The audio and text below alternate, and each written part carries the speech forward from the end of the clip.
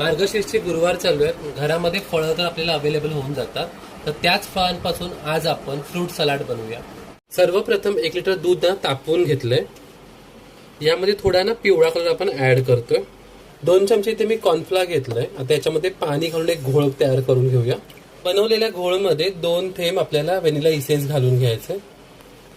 हा घोळ दुधामध्ये घालून घ्यायचा आणि दूध फिरवून घ्यायचं, नाहीतर गुठल्या होतील. थोडं आता हे बघा घट्ट होत आलंय आणि अशा प्रकारे आपल्याला हे फिरवून घ्यायचंय. आता 1 कप साखर घालून घेतोय. साखर छान विरघळली आहे. सफरचंद घेतलंय. इथे मी केळी घेतली आहे. इथे मी संत्र घेतलंय. डाळिंब दाणे घेतलेत. मोसंबी घेतली आहे आणि इथे चिकू घेतलाय. तुम्ही तुमच्या आवडीप्रमाणे इतरही फळं घेऊ शकतात. आता आपण याच्यामध्ये ऍड करूया. मिक्स करून घेतली आहे.